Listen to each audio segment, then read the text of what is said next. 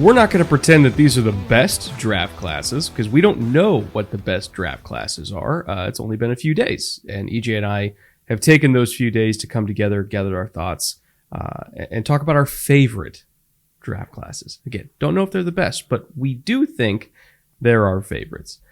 So we each chose 3 draft classes today that we're going to break down and talk through and highlight why they're our favorites. Obviously, a lot of teams did really well. We could talk about the entire league today, but quite frankly, we just did 18 hours last weekend. We don't want to do another 18 hours, so we're just going to highlight 6 today and also do like a little bit of a Bears talk so that EJ can speak his piece. But before all that, EJ, how you doing? I'm good. Draft season is officially over. Players have been picked. Teams have been stocked. Hopefully cupboards have been restocked. Rooms have been filled that needed to be filled. It's come to a close for us. This is the last piece we do really before we launch into the next phase of our year, but we're gonna take a little time and wind down before that. But since draft season's come to a close, I do want to thank everybody that interacted with all of our stuff for the last 4.5, 5 months. I don't care if you read our stuff. I don't care if you came out and met us at an event. I don't care if you listened to it, heckled us, sent questions, sent donations, whatever it is, supported us on Patreon. All of it matters. All of it's important. We couldn't do it without you. We don't really want to do it without you. And we're really glad that so many of you came along for the ride, especially for the draft live stream. That was a raging success. I mean, every single year we're up 40 to 50% off the year before. This year was no different. We had more concurrence than we've ever had. We've had more total viewership than we've ever had. Obviously Underdog was super stoked about that because they sponsored the whole weekend. It was awesome. Chat was great. Hockey's, all the mods, like everybody kind of keeping things in line. Although chat honestly didn't really need to be kept in line. Everything seemed pretty chill. Everybody definitely tried to troll me about Bo Melton a little bit, but to be expected. Water off the back. It was a fun weekend. Why don't we talk about some draft classes? And before we do each of our 3, this isn't one that we're going to qualify as one of our favorites, but we do want to talk about the transformation that the Bears have now undergone in just 2 picks. Getting Caleb, getting Rome. I tweeted out at the time that after they got Rome, the Bears could light every other pick on fire and I wouldn't care. And then, they challenged that by taking a punter at 122. And I know he's a great punter. Again, we're not talking about the quality of Torrey Taylor as a punter. Philosophically, that definitely turned some heads. But, EJ, I would say you forgave them when they went back up and traded up to get one of your favorites in this draft class that you advocated for taking at 75 in Austin Booker. So I would say all's well that ends well. But the transformation of this team is really going to be brought about by Caleb and Rome, that specific connection. Those 2 together, I think, kind of defined this draft in its entirety, right? Because they were 2 of the top 5 players in this class. And one team came away with 2 of the top 5 players in this class, similarly to last year where the Texans got 2 of the top 5 players in that class and immediately turned the whole organization around. So talk to me about the Caleb to Rome connection and how important that is in potentially catapulting the Bears from a pretty consistently miserable organization to one that might be in contention in pretty short order here. I think you nailed it with Caleb. Rome was icing on top of that particular cake. Drafts with QBs picked up high are graded on a curve. It's just like trades for QBs are, costed on a curve in terms of what you need to do to go get them. And whenever you get the best QB prospect in a class, it's a franchise-changing moment. If it goes well, your fortunes can turn towards the positive. If it goes poorly, as we've seen it go for lots of teams, even in the last couple of years, it can set you back 3 to 5 years. It is a franchise-changing moment, positively or negatively, but you're not staying the same. And in the case of the Bears, they have access to arguably the best quarterback prospect in at least the last 3 years, and they have not had that. They have not had stability at the quarterback position, nor have they had production. And now they have a chance at both. Again, adding Rome on top of that makes it so games versus the Bears are no longer an afterthought. You can't just roll into Chicago and go, we can play 80% today and come away with a W. And sometimes that hasn't been true, but more often than not over the last 2 to 3 seasons, people weren't really worrying about Chicago if they were on the schedule. Now, with as well as that defense played in the last half of last year, there was already, I think it was on Instagram today, Caleb and DJ thrown at USC. Like, that offense is no joke. And with Rome and Caleb there for the long haul, people are going to have to look at Chicago differently. So we just wanted to mention at the top, although we're not going to really dive into the whole class, whenever you get a quarterback and you didn't have one, I don't care what franchise you are, things change, and things changed for Chicago over the weekend. Beyond the Chicago of it all, obviously New England also took a quarterback. Minnesota took a quarterback. Commanders, Denver, Atlanta, all of these picks, half the top 12 was made up of quarterbacks. So they're all going to be really, really impactful. And I'm really curious to see how these shake out, because statistically, half of them maybe won't. So I couldn't tell you who that half is going to be at this point. But all of these are really impactful picks and potentially franchise-changing, franchise-defining picks for the next 5, 10, 15 years. I do want to get to our 3 favorite individual draft classes, because speaking of franchise-defining drafts, this was a big one for the Chargers because the roster was in not great shape. A couple years ago, we actually liked what the Chargers had on the roster, and it fell apart quickly in terms of, honestly, both in terms of talent and in terms of finances. Like, Jim Harbaugh took over a pretty rugged ship, but he patched it quickly. Him and Joe Ortiz together patched it very quickly in this draft. So I want to shout out the Chargers, not just because I work with them and I know a lot of people in that building. I know they're really pumped about this draft, but I would have put them into my 3 favorite classes whether I worked with them or not, because all of the holes they patched in this draft to make not just a competent roster for the year one of the Harbaugh regime, but potentially a very good roster in year one of the Harbaugh regime. Like, I am genuinely extremely impressed, because you got one of the 5 best players in this class. Speaking of getting one of the 5 best players, Chicago got 2. Chargers got one of them, in my opinion, Joe Alt. I had a astronomical grade on him as a tackle. For context, I had a better grade on Joe Alt as a tackle than I did on Will Anderson as an edge last year. Like, that's how high I am on him. And Will Anderson's phenomenal. But Joe Alt he's obscene. He is absolutely obscene. They just couldn't pass on him. And we've been trying to tell you that for like 4 months at this point. Like, they could not pass on Joe Alt. You had to trust that they were going to get their receiver. Of course, they did Lam McConkey. I mean, we were talking about Junior Colson being a Charger for a couple months as well, because he so fits what they need in the middle of that defense, specifically that Jesse Minter defense, which patterns itself off of the Mike McDonald Baltimore defense, which is stop the run, stop the run, stop the run, and then we're going to throw a bunch of fancy shit at you on 3rd down, right? And if Junior Colson could do one thing, it's stop the run. And they didn't have any other linebackers that could do it. You got Justin Aboye, again, a defensive lineman that can stop the run. You got big corners in Tariq Still and Cam Hart. You got one of my favorite, I'm talking like top 6 running back in this class, Kamani Vidal, in the 6th round. I love Kamani Vidal out of Troy. And then you got 2 7th-round receivers that I think both maybe could make the roster, Brendan Rice and Cornelius Johnson. Speaking of being like a peak Harbaugh type of player, Cornelius Johnson, 6'3", 210 plus with 4.4 speed and tons of explosiveness, but never complained that his role at Michigan wasn't super flashy. Like, he had the talent to put up monster numbers at any other program, but he's like, nah, I'm committed to winning a championship here.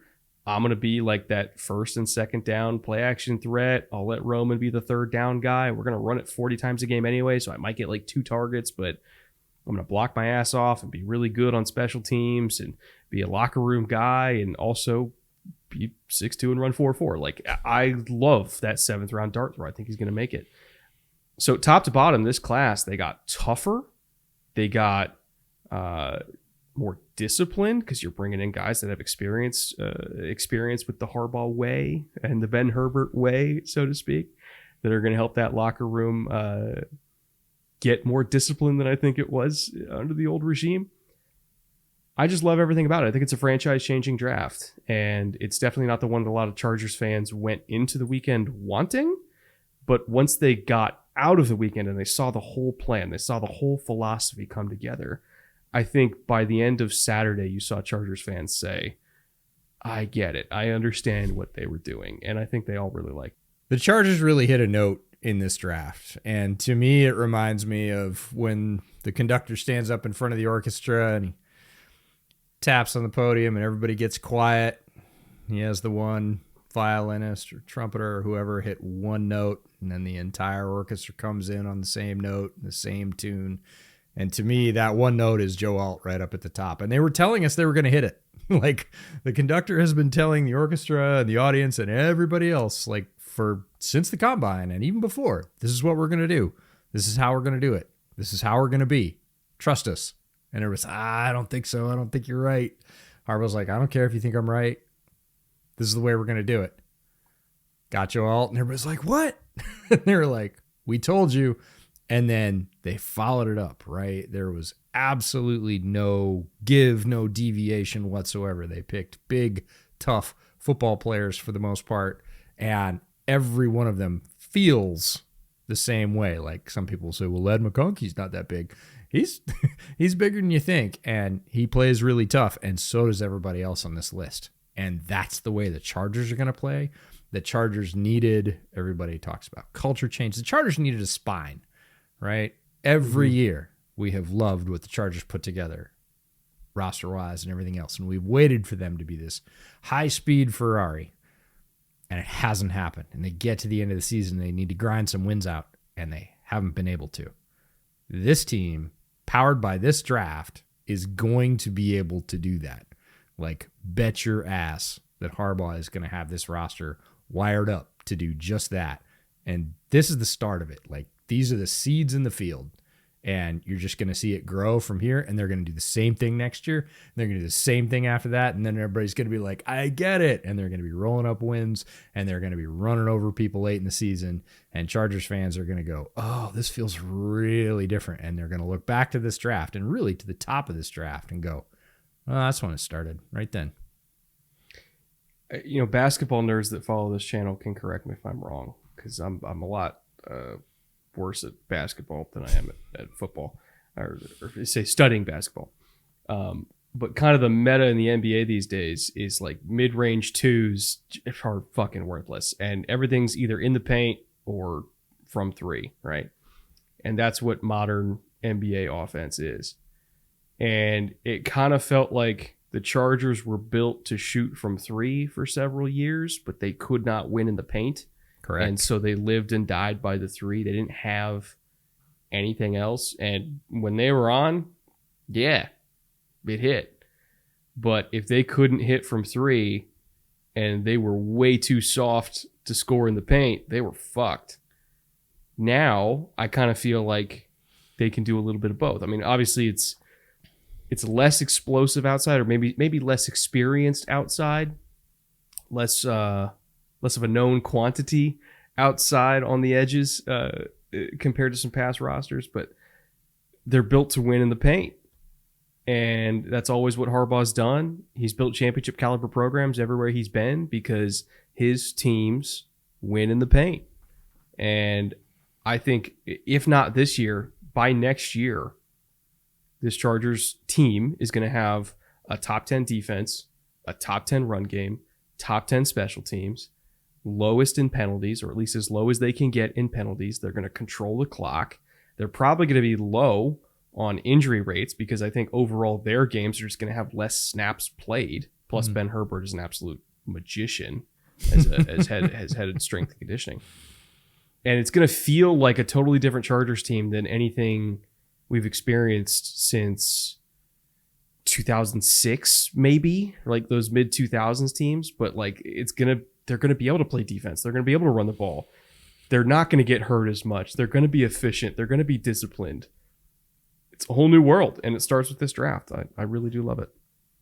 Yeah, it's an absolute franchise changer, and it is very much a reflection of Harbaugh, his way of building things, his belief in how football games are won. And that has adapted over time. It's not the same as it was way back at San Diego State. It's not the same as, his stops before he got to the 49ers or even at Michigan. During his tenure at Michigan, there was a significant change in the middle. He has adapted, but the core tenets haven't really changed. He's just figured out how to move the sliders so that it wins in the modern game. Won a national championship with it, and now he's going to try and win a Super Bowl with it. And we'll see, but he is going to live and die by this. He is not going to be swayed off getting big, hardy football players who will hit you right in the mouth. Speaking of big, hardy football players, your first team, the Pittsburgh Steelers, just wouldn't stop taking big, hardy football players, and pretty darn good draft. Tremendous draft. And the reason I have to talk about the Steelers is they took 3 of my favorite players in this draft, period. Like, forget positions, forget overall rankings and lists. They took 3 of my top players in this draft, and they all ended up on the same team. And talk about teams that are rebuilding to be able to win in the paint. The Steelers did it in one weekend. They have invested on the offensive line, but it was not cohesive last season, and they went, you know what, screw that.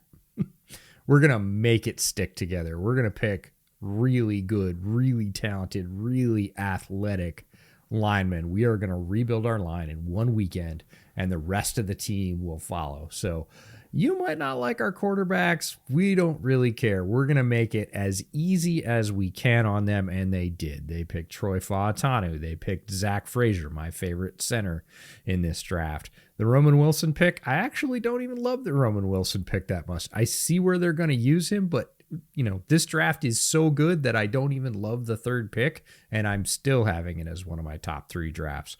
Then they go out and get Peyton Wilson. Again, they waited. They got him in the 3rd round, ended the 3rd round. That seemed like an appropriate place. Everybody's worried about the injuries, but again, 6'4", 240 almost. Super fast, really impactful all over the field. Feels like the new school Steelers linebacker in terms of speed and impact all over the field. Then they go and get Mason McCormick. He's not even going to start for them. He's going to be a swing backup on the inside, and that's how good this line is. Logan Lee from Iowa feels like the prototypical Steelers 5 heavy-handed edge setting ass kicker. And then, throw Ryan Watts in there, very versatile defensive back in the 6th. Didn't even need that. When you look at this line top to bottom, how they basically reinforced the front line of this team and said, quarterback play is going to be important, but it's not going to be near as important as it was, because there's going to be way fewer plays where we just expect the quarterback to win despite massive amounts of pressure, sort of take the team on his back. They knew they didn't want to set the team up that way, so they didn't, and they got all of our favorite top offensive linemen. This is going to be a very, very difficult offensive line to deal with. The Steelers' main weakness as a franchise, other than, maybe sticking with Ben too long and, taking Kenny too early, the quarterback's been a little bit of a journey for them, but non-quarterback weakness. The biggest problem with the Steelers for several years now has been the offensive line. How many times have we said it over the last few years? There are not enough good offensive linemen for every team in the NFL. There just aren't. It's a very scarce position group in terms of quality. You can draft a bunch of guys, but it's hard to find really good ones at all offensive line positions, tackle, guard, and center. There's just not enough good ones for the entire NFL. And I think the Steelers, for a long time, thought that they could draft to develop offensive linemen as well as they could other positions, because they're notoriously good at doing that for receiver. They've done it with edge. They got TJ Watt late in the 1st round. He became Defensive Player of the Year. They got Highsmith later in the draft, he became a really quality edge for them. They once upon a time they got Stephon Tuitt on day 2. They got Jalen Warren, I think, as a UDFA, and he's an awesome running back for them. Freiermuth was a day 2 pick. It just goes on and on and on. Like, all the good players, non-quarterback and non-offensive line, that they have found later in the draft and developed. But they could not get offensive line right. They missed on some picks. I feel like maybe they had a little bit too much overconfidence in them attacking, in them spending non-premium assets on offensive linemen in the past. But if you go back to when the Steelers were great and still in contention, what did they do? They had Pouncey, first round pick. They had DeCastro, first round pick. They had a freaky tackle that they picked up under non-normal circumstances in Villanueva. But they built a really good offensive line in the mid to late 2010s that they just didn't upkeep, because I think they got a little bit too overconfident in their ability to draft and develop guys later. And so they're finally correcting that. They're spending back-to-back first-round picks on tackles. They're like, we're not going to fuck around anymore. We're going to take Broderick Jones, really talented tackle. We're going to take Fahatanu, really talented everything. We're going to come right back again the next round, get our new center. We're not going to mess around with it. We're not going to, even though it's a deep center class, we're going to get our guy. Mason McCormick, I don't even think they planned on taking him, but he just fell. And it's like, we don't need him, but we're going to need him because people get hurt. Is he a guard? Is he a center? Yes, he's a swing everything. And they're not screwing around anymore. They're investing a lot of assets into offensive linemen that are already good when they go into the NFL. They know what they're getting. And they've built a really formidable offensive line that has the potential to be a top 3 line in the NFL within a couple of years. So I'm happy that they finally learned the error of their ways. They recognize that not every offensive line's talented in the NFL, and they were tired of not being one of them. Yeah, it's going to make a huge difference. We saw so many times last year, especially when they went to Najee. Jalen was a different story. He was more explosive, but they'd go to Najee, and Najee was fine, but they weren't doing him any favors, and they certainly weren't getting efficiency out of the running game. Statistically, it was not an efficient running game. And if you are going to designate plays to be run plays and they are not efficient, that is taking away from, possible efficient passing plays or just basically killing drives. And they were like, nope, we want a couple of freebies. We want a couple more open holes. We want a couple of longer gains. We want more explosives. How are we going to do that? We're going to pave the freaking way with these guys, and they're going to do it for a while. This is a good, young offensive line. If you're a Steelers fan, I apologize for this in advance. If you want to skip ahead, you obviously can. But since 2016, I want to read off a lot of their high picks and what they were investing in, right? Yeah. So 2016, they took Artie Burns in the first round. They took Sean Davis in the second round, corner and a safety respectively. Came back 2017, they took TJ Watt in the first round. Obviously, that worked out because TJ is awesome. They took Juju, who for a year was really good as a big slot, but never kind of graduated into being more than that.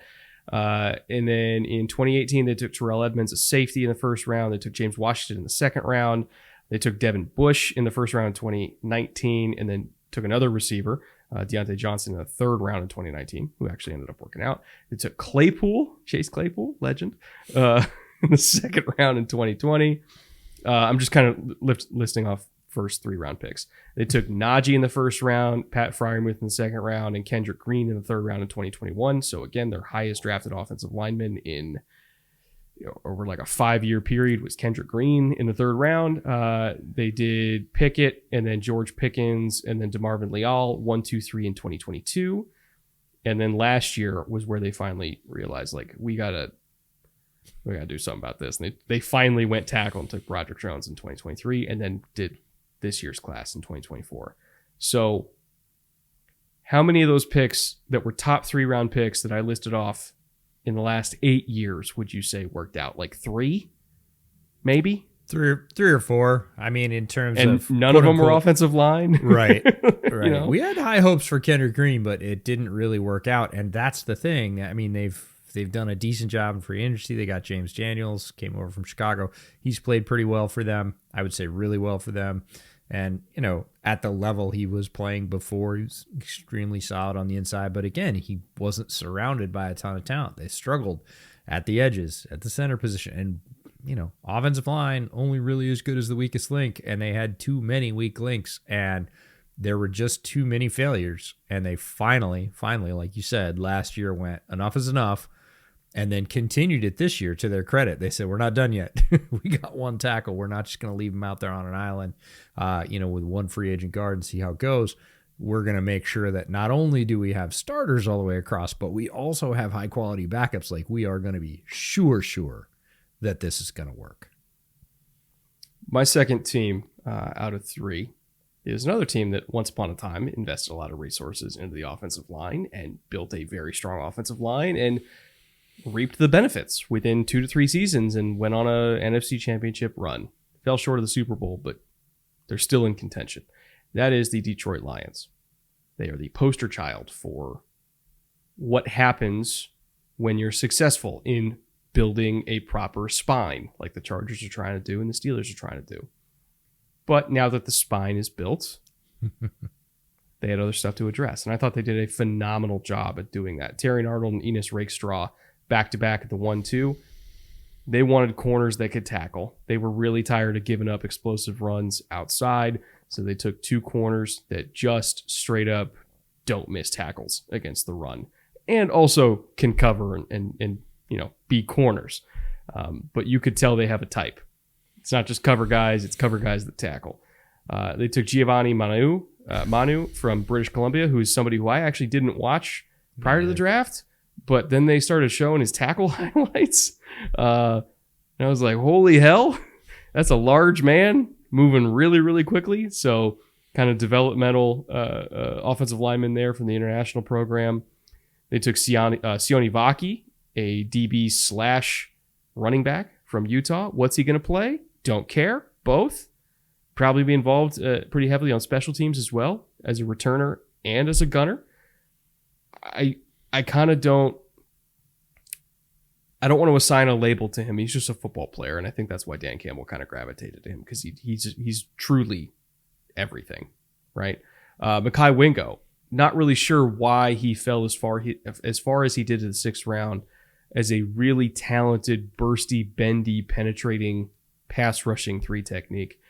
Probably won't be on the field on early downs for them as a rookie at least, but he will get significant work on 3rd down, and I think be really impactful for them in that role.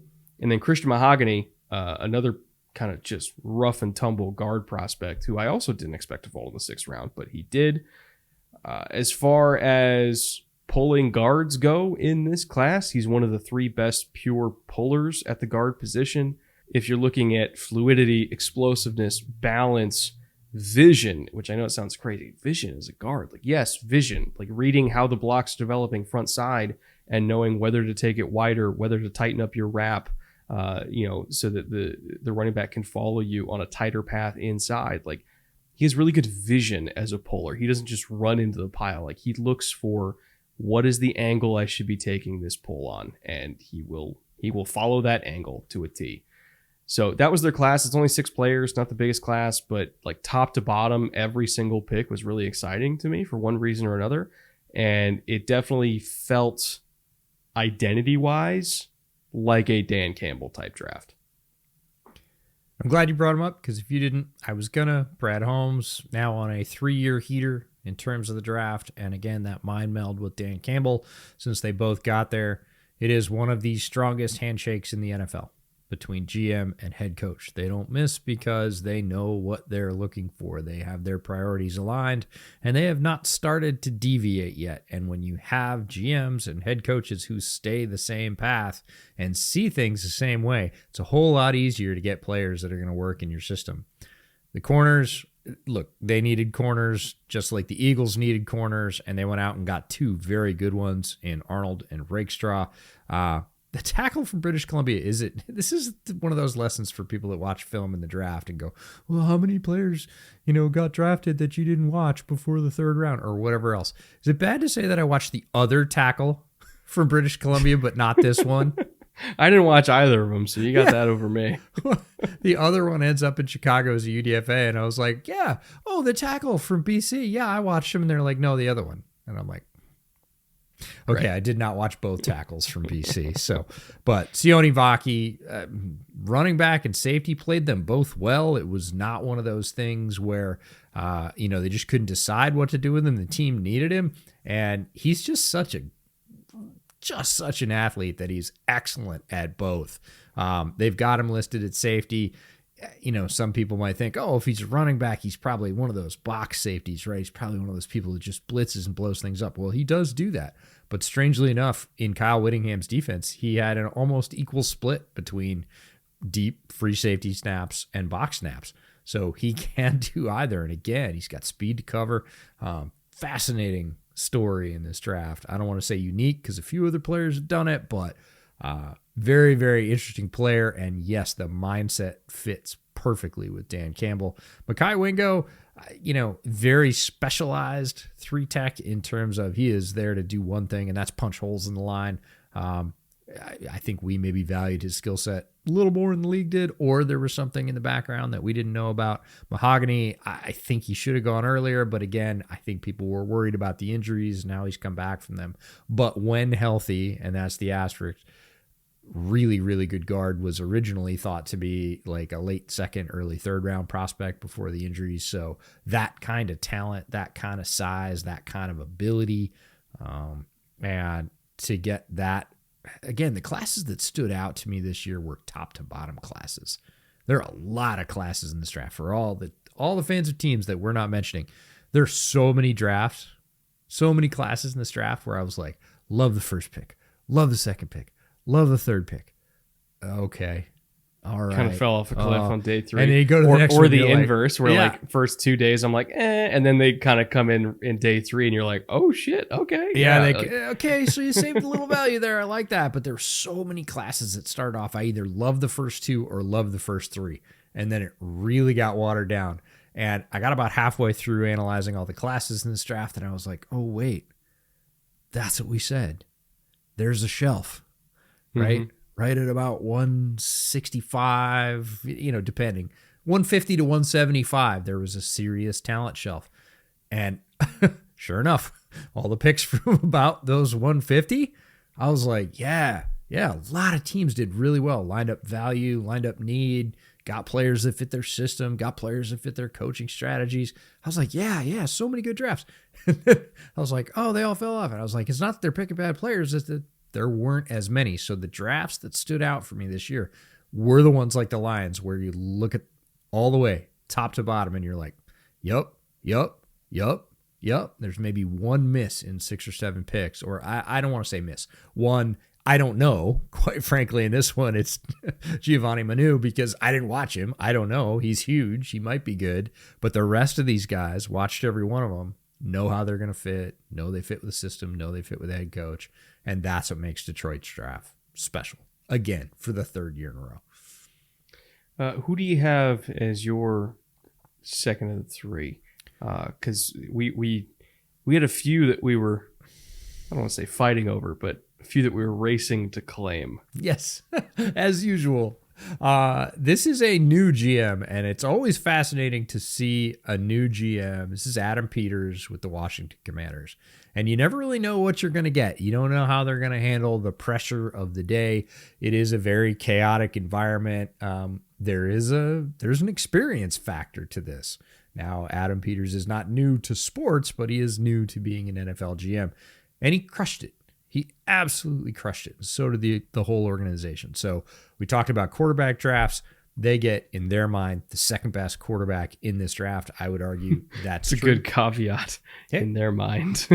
In my mind as well, but I know there's a lot of people that think Drake May was the second best quarterback in this draft, and I'm not going to argue that. Like you said, none of us are going to know for the next 3 years. I think he's a very good fit. I think he has progressed and has every chance to be very good and keep improving. But again, they got their quarterback. They needed their quarterback. They didn't waver. They didn't trade down. They did that. And I was like, okay, cool. And I'm not one to say, oh, they can burn all the rest of their picks, because I love draft picks. I'm a draft nerd. So I want them to spend them all very well and get all the UDFAs. I'm just greedy like that. And boy, golly, did they. Like, they followed it up with Johnny Newton in the second. Then Mike Sanderstill. Then Ben Sinnott. Like, those are all second-round picks. And you'd say, oh, well, they're all second-round picks. They're all supposed to be good. Yeah, but how many teams do you see that have multiple picks in a round and you're like, oh, I like one of them. I kind of like the other. What'd they do that for? There are several in this draft where it was like, well, almost stuck the landing, Right. You got the first one. Not so sure about the second one. Here it's like, great player, see the role. Great player, see the role. Great player, see the role. Okay, so now you're literally 4 for 4, and we're like, at that point, we're saying, okay, Adam Peters is having himself a draft. Like, Washington's doing all right. They are not tripping over their own feet. They followed up with Brandon Coleman. They list him as a guard. I think that's his better spot. That's where I had him listed from TCU. Then they go get Luke McCaffrey from Rice, who is going to fill a very specific role for them. Felt a little bit early, but again, I could see the role, and I was like, they like him in that role. Cool, good in terms of a fit. They go get Jordan McGee, one of our favorite linebackers. Followed up with Dominique Hampton, the safety from Washington. Very underrated player. They get him way down in the 5th. I think he's going to start for them sooner rather than later. Might not be till midseason, but somebody goes down with an injury. He's going to be one of those players. Everybody goes, God, why didn't he get drafted until the 5th?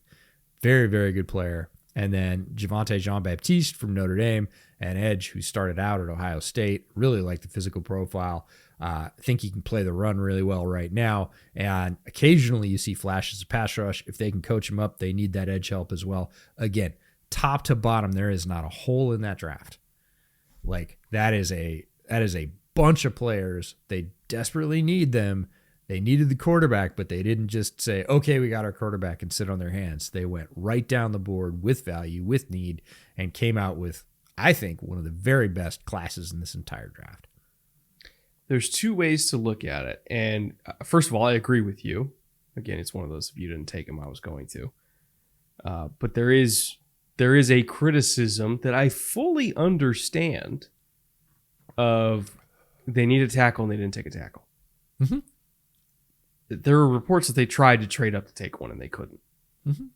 And that, I think, that series of events, I think, is what defines Adam Peters, or rather will define Adam Peters as a young GM, right? Yep. Because there's so many young GMs that obviously know, hey, we have a young quarterback, we need to protect him. And if they don't get their tackle from a trade up they're planning on getting, they panic. And they're like, well, we just got to take one, right? Yeah. And Adam Peters said, I'm not going to panic. All right, my first plan didn't work out. I'm still just going to take good players. Like, I'm not going to be chasing the curve low and outside. Like, I'm not going to be chasing it. I'm just going to take good players. Didn't work out. Didn't get the tackle high up from a trade because, again, I had 3 second-round picks. Like, they had ammo to try. Just didn't happen.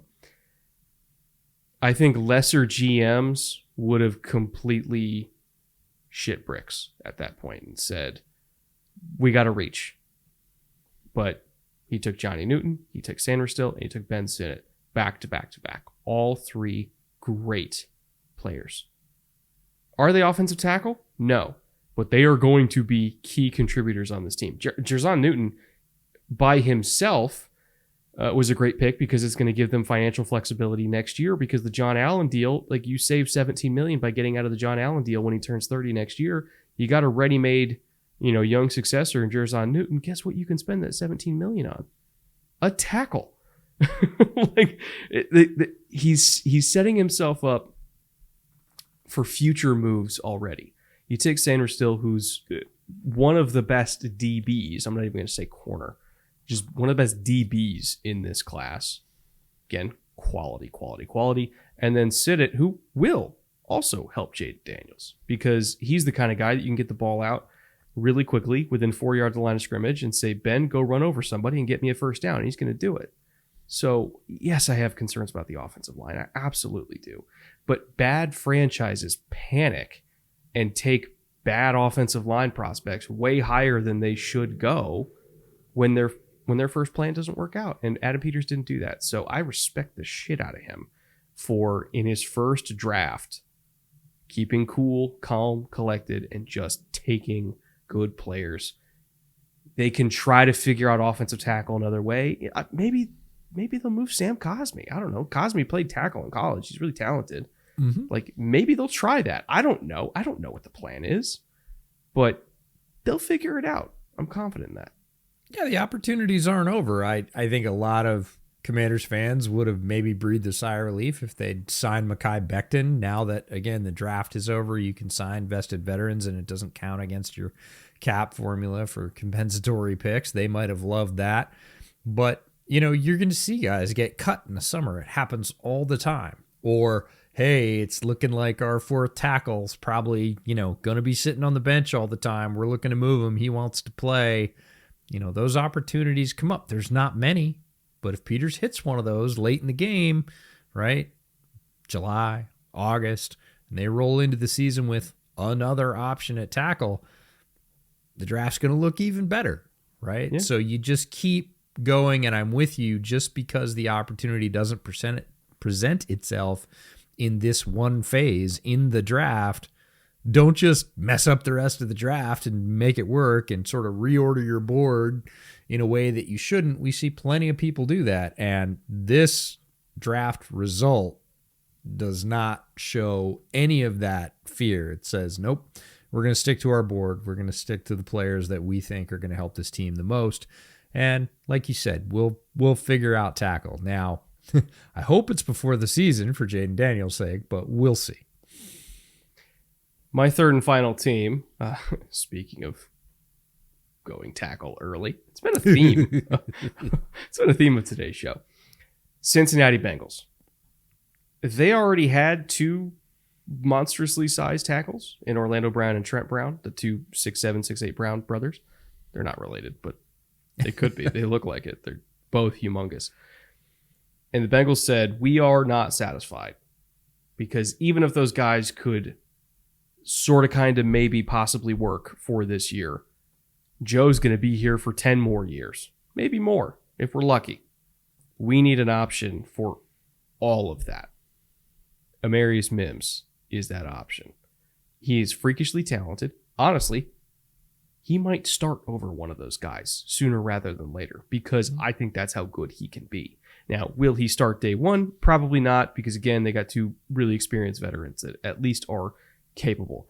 But I'll tell you what, that first game that like either TJ Watt or, insert Ravens edge defender here, because they have like four of them. Like that first game that one of the Browns struggles, they're going to be looking over at Amarius Mims on the bench and saying, might be that time. And that's why they took the pick, is so that they're not forced into starting a tackle duo that they do not absolutely want on the field, which is what's happened in Cincinnati a lot. A lot. Like they played guys that weren't exactly great, but they had to because they had nobody else.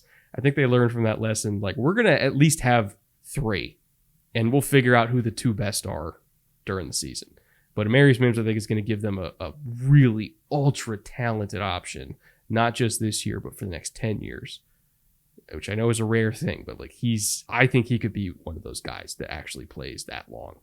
And then come back at Chris Jenkins. Nobody's going to replace DJ Reader, but as far as impact on the run game, he's one of the interior defensive linemen in this class that I think has potential to have a DJ Reader type impact against the run. Jermaine Burton, I think, is one of the top 10 most talented receivers in this class. He only fell because of some off the field stuff, but if all that's okay, like, which I know is like a huge caveat, but like if he grows up and matures and all the stuff that people want for him as a young adult, which, again, these guys are like 21 years old. I'm not going to cast huge judgment on them, but if he grows up in his early 20s and still has all that talent, which he will because he's Jermaine Burton, like, he could be a really, really, really good steal here in the third. Because like even his off the field issues I don't want to get into specifics, but there are guys who have done a lot worse that got drafted a lot higher. And I think Jermaine Burton's a better player than a lot of those guys. And let's be honest, the Bengals have a certain moral flexibility. They haven't had. They have a history of taking chances and hoping that guys grow up. They have not had most part squeaky clean choir boys, and it's worked out for them. So they have experience in this area. McKinley Jackson in the third round. Eric All, another dart throw at tight end. He didn't slip because of off the field stuff. He slipped because of injuries. But he's really, really talented if he stays healthy. Josh Newton wasn't super hot in that pick, but again, we're talking about a 5th round corner. Like, if that's the first pick where I'm like, you're doing pretty good. You're doing great. Tanner McLaughlin, who's a tight end that a lot of people were very fond of. Go ahead, double up at the position. Why not? Cedric Johnson, a good rotational pass rusher out of Ole Miss. And I want to highlight Matt Lee, the center that they got in the 7th round. I legitimately thought he was going to go in the 3rd, 4th round. One of the best pass protecting centers in this entire class. Love that pick. So they strengthened the offensive line. They strengthened the defensive line. They got a receiver that I think they could put on the field now if they end up trading T. Higgins. Like, they can put Jermaine Burton on the field right now and feel good about it. They got some tight ends. They got rotational pass rush. Like, they got everything in this class. I loved what they did. A lot of picks. I love doubling up at tight end because Eric All and Tanner McLaughlin are not the same player. And again, sort of in aggregate, they have the sum total of the skills you like. And I love the down late picks in this draft. They're not all going to hit, but Tanner McLaughlin, Cedric Johnson, and Matt Lee, 6th round, and 7th round. Like, 3 players I really like. Facets of their game. Matt Lee, he is an incredible pass blocker, can absolutely drop the anchor against middle pressure.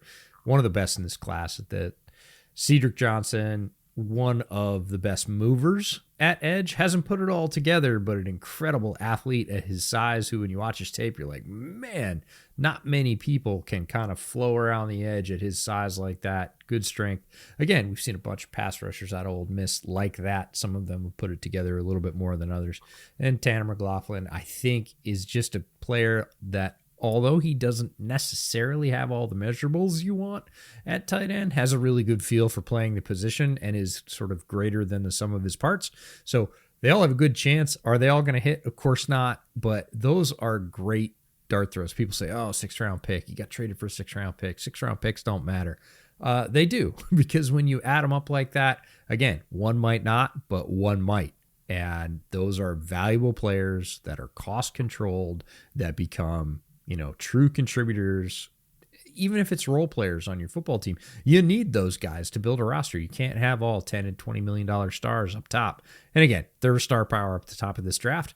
But down low, I loved what Duke Tobin and his staff did, rolling through and taking what I thought were really intelligent kind of dart throws later on in the draft. And a bunch of them are going to work out, and it's going to build the sort of bedrock of the Cincinnati roster. Thought it was a fun draft that way. So your last team, I know it's the Bills because you told me about halfway through the draft that you were taking the Bills no matter what, based on what they had already done. Yeah.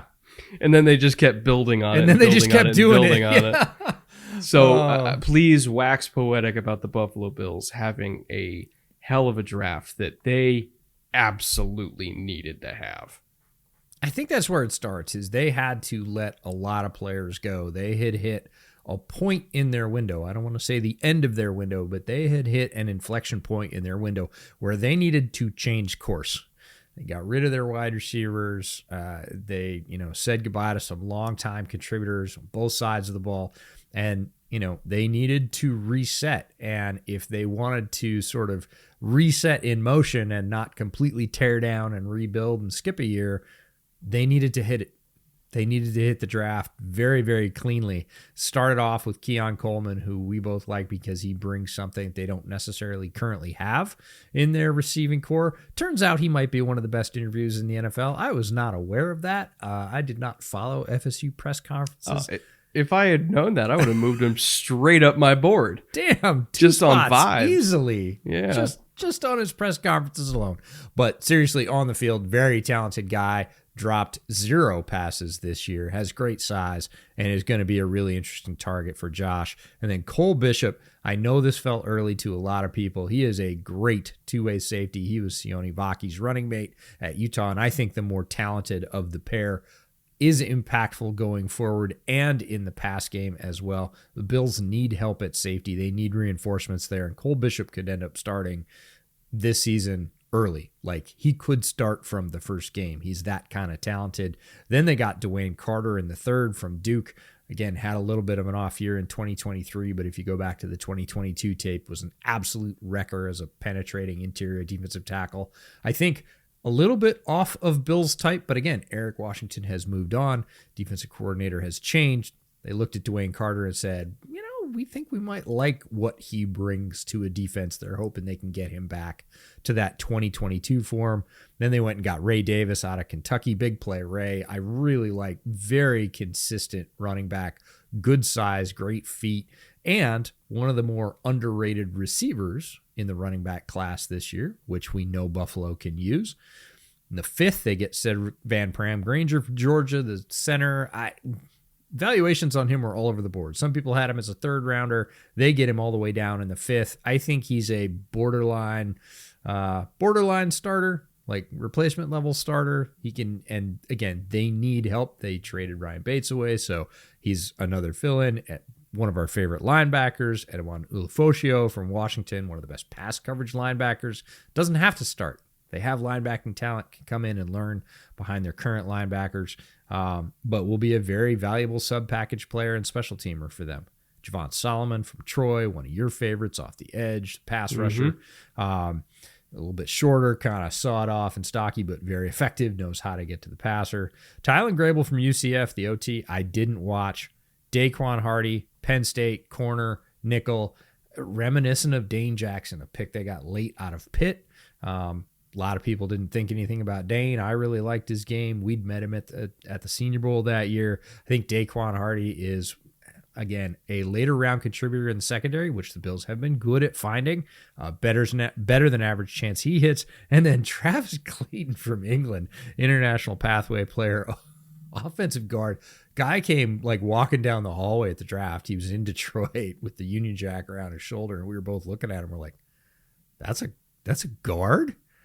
That looks like a power forward. Like, who the hell is this guy? And then they showed his tape, and boy, he can move. Obviously, still learning the game of football, young in the game of football, but that's sure 7th rounder.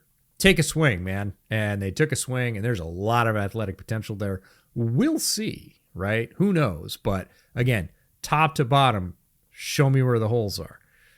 And they just aren't there. They filled the roster with great players. I'll bet you anything, by the way, that once Travis Clayton got taken, I bet Jeff Stoutland was somewhere just banging on the walls, beating a printer with a baseball bat, right? Because he's feels such like a Jeff Stoutland. Yeah, feels like a Stoutland player for sure. He's so Stoutland, but he's incredibly talented.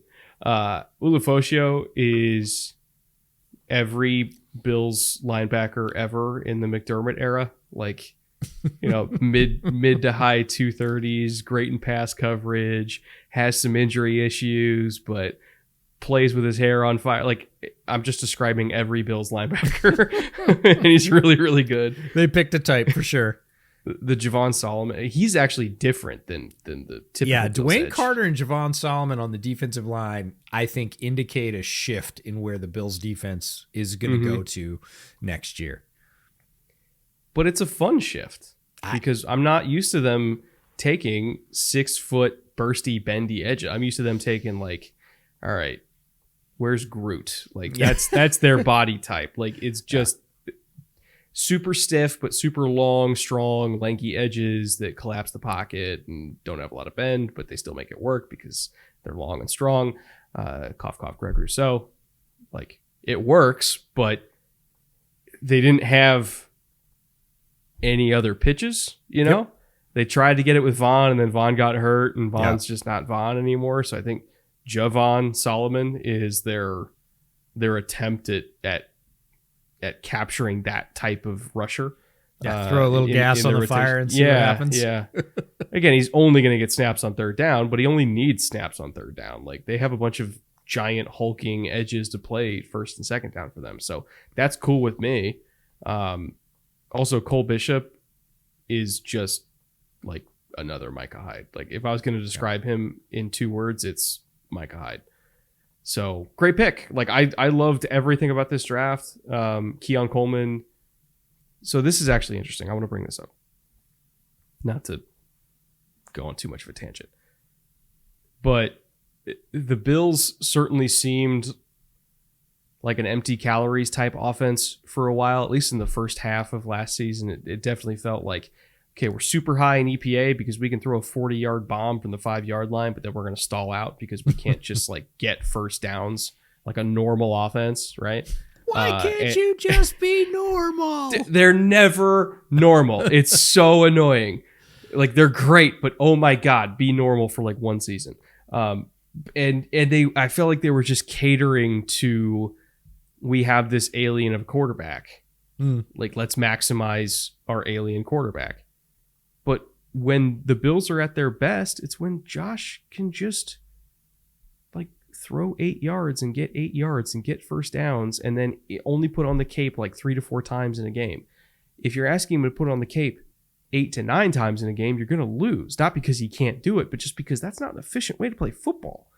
And it kind of feels like they're going away from, we're going to be a really vertical passing game, and more towards, we're going to be a really efficient passing game. Like we're made up of a bunch of different flavors of slot receiver, like Keon Coleman, power slot, Dalton Kincaid, hybrid tight end, big slot, Khalil Shakir, kind of a do-it-all receiver, but like he's also great in the slot, but he's a little bit more yacky. Like I think he's shifty speed slot. Yeah. So like they don't have the same outside talent that they used to in terms of guys that are just going to line up outside and win outside and get vertical. But that didn't really get them anywhere when they did have that, because they were a very boom or bust offense. They were the highest offense in EPA, but they couldn't fucking score. So now that they're running the ball more under the new OC, and now that they have a bunch of receivers that I think are more oriented to just like catching the ball in tight windows, in traffic, getting yards after the catch, and just like being efficient chain movers, I feel like we're going to start to see their plays per possession tick up, but also their points per possession tick up. I think it's going to be less boom or bust and more so stable and efficient and reliable. And if you only need Josh Allen to make 4 plays a game that nobody else can make, like they're going to be really good if that's all they need him to do. Because I mean, shit, the Chiefs won back-to-back Super Bowls doing that. Yeah, well, let's be efficient and stable and reliable. And when Mahomes needs to make a play 4 times a game, he can do it. Like this feels like the Bills are trying to be the Chiefs now. And I mean that in a very positive way. You said efficient and stable and reliable about offense, and like 2/3 of Western New York just melted. Well, like, it's not like the old thing was working. Like how many Super Bowls did they win by being really fun and vertical? I'm not saying they wanted to stay where they were, but they were like, "What? It can be like that?" Oh. You mean I don't have to be drunk by halftime every Sunday because it's the only way to enjoy Bills football?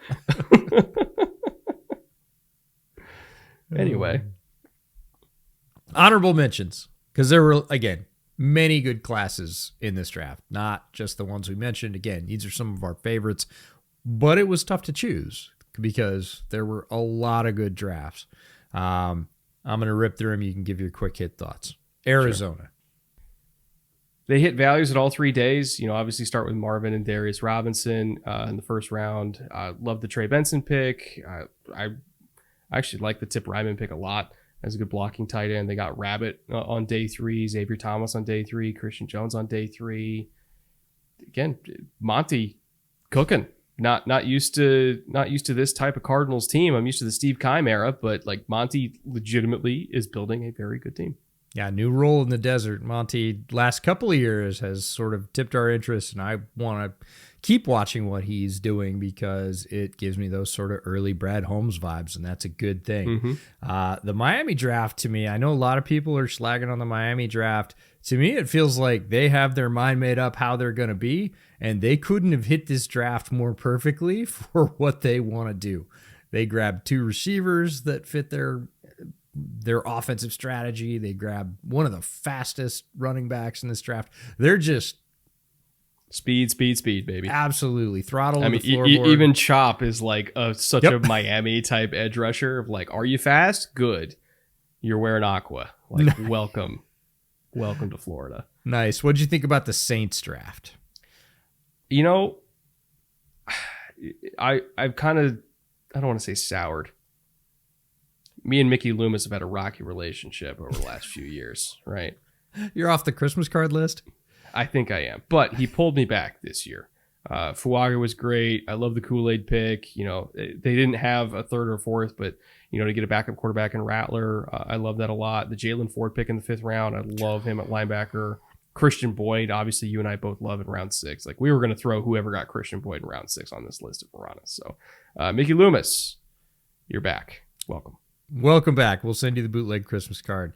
San Francisco, to me, feels like a little bit of a mirror image of Miami. Again, they have their sort of marching orders. John Lynch is pretty well established what they need right now. And it felt, for lack of a better term, like a very San Francisco draft. And I feel like we can say that now because Lynch has been in power long enough. You know what to expect. And this felt like another one stacking on top of that. Tampa, another honorable mention.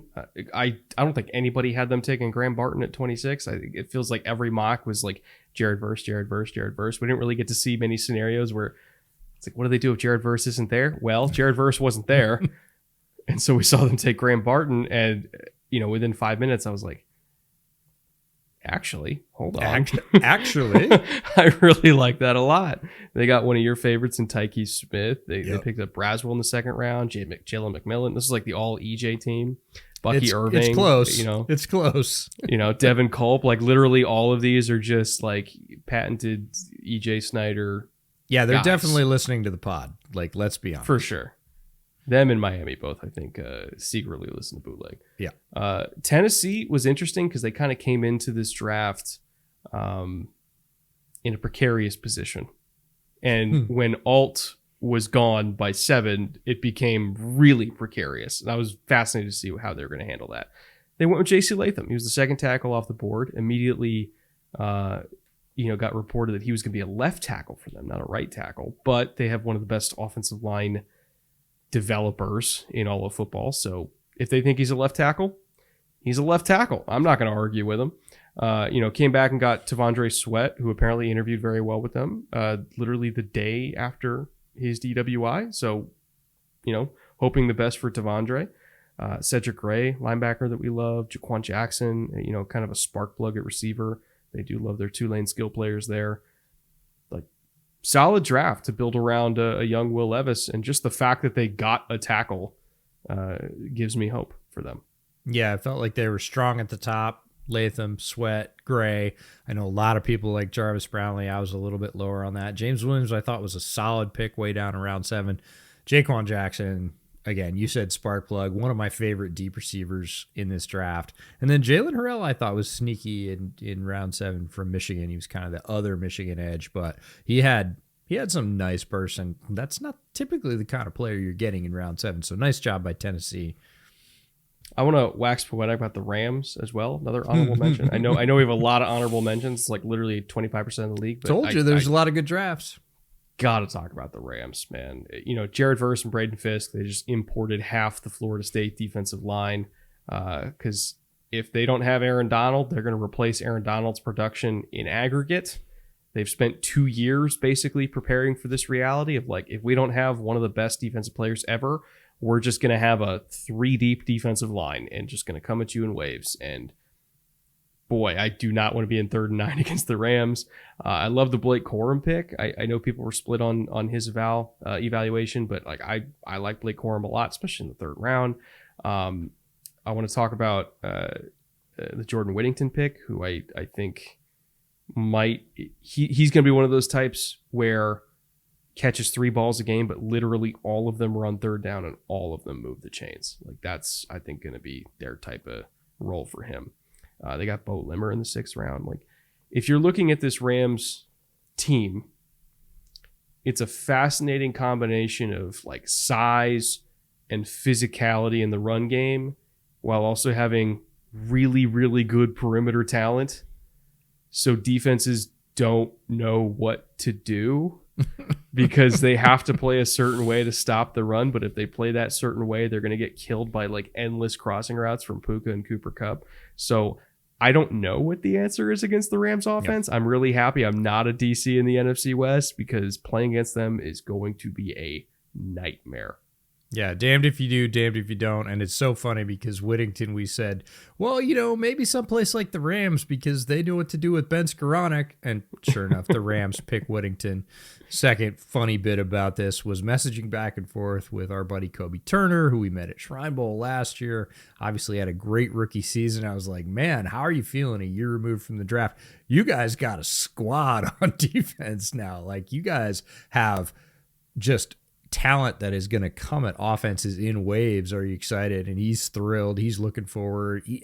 Kobe's always looking to the next challenge. He's one of those that likes to solve things and figure out the puzzle and everything else. He's absolutely jazzed with all the talent, and it is going to be a puzzle that opposing offenses are going to have to solve because they have a lot of guys to throw at you and a lot of talented ones at that.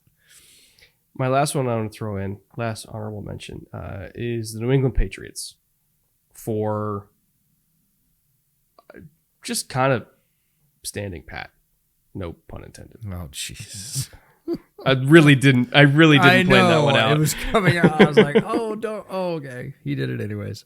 But I commend them for the fortitude, which I'm sure it took a lot, to not take the Vikings offer. Because it was widely reported the Vikings offered a king's ransom, again, this year, to go up into the top 3, presumably to take Drake May. And New England said, we would rather have Drake May than the picks. And then I think I agree with that approach. Yes, they could have done a lot of really good roster building with those picks. But I kind of thought about it after the draft. History is littered with teams that took the picks and then fucked up the picks rather than just taking the blue chip player and taking the win. The Patriots just took the win. They took Drake May. They trusted in themselves that they were going to be able to build a supporting cast with the rest of the draft. And we went into the draft saying, okay, they need a quarterback, a left tackle, and receivers. Well, they got 2 receivers that we really like a lot in Jalen Polk and Javon Baker. So, okay, check that box. Not really sure yet on tackle. But, hey, 2 out of 3 ain't bad. And also, by the way, they got Jaheim Bell, a yak machine tight end / H-back in the 7th round. So they got weapons. We'll figure out tackle eventually, but got the quarterback, got the guys for the quarterback to throw to, still got a good defense. I really do think that they did as well as they possibly realistically could have. Yeah, they did well down the board. You talked about Jaheim Bell. I really like the Layden Robinson pick. I know some folks are unfamiliar with him. I think he's going to work out in New England. Joe Milton, neither here nor there. It'll be interesting. And then Marcellus Dial is a guy that feels like very much a Patriots DB to me. I think they'll find a role for him as well. So, again, they didn't really waste anything. It was a very efficient draft for them once they decided that Drake May was their guy. I really like the Jalen Polk pick because I feel like he's just a better version of Drake May's number 1 wide receiver from last year. He's going to show up in Foxborough and be like, oh, hey, like I'm hitting 15 to 20% more of these passes. They're the same ones I threw last year. Awesome. Let's go. It also didn't feel like a Belichick draft. No, it did not. So, and I'll leave it at that. Like I think Patriots fans we'll just leave that lie. Yeah, right Patriots fans know what I mean by that. Didn't feel like a Belichick draft. All right, we're gonna get out of here. Thank you to everybody for watching and listening, wherever you happen to be watching and listening. I want to thank all of our executive producers on Patreon. We have a new EP, Andrew Moore. Welcome to the EP tier on Patreon. You guys literally directly fund this show. So could not thank you guys enough. So Andrew, welcome.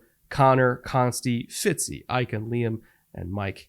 All of you guys, again, thank you. All of you, I saw you guys in chat, hanging out, at all hours of the the night and the morning, because some of you guys are overseas during the draft stream. So it was good to see you guys hanging out. I also want to thank Underdog for sponsoring this show and every show that we do on this channel, and also Homage, our clothing partner, where you can get either NFL merch, your favorite team's merch, or bootleg merch at the link in the description below. Anything you get. Doesn't even have to be our merch. It could be NFL merch or your team's merch. Anything you get at the link below, we get a cut of. So it's a good way to indirectly support the show as well and root for your favorite team. EJ, anything else? I'm out. You're good? You're good? We're going to go away for a couple weeks? I'm going to go get some sleep. I'm going to take a few days off. We're going to reset. We'll take another run with the summer series, but not yet. There needs to be a break. We've been at this. Well, I've been at this pretty much straight for 12 months because the supposed break we had between the summer series and the regular season, I rebuilt this place. So I really haven't stopped since the last draft, and I need to, and I'm looking forward to that. So go away, come back refreshed, and get right back to it. Well, I'm going to go get to work on videos for the Chargers that I've been telling them I'm going to be doing for a couple days. So to all my friends down in South Bay, all that's coming, I promise. Checks I'm going to work in the on it mail after the show comes out. Anyway, thank you, everybody. Great draft season. Once again, I'm sure all of you are also just as exhausted as we are. So rest up because the 2025 draft season starts right now. We'll see you guys later.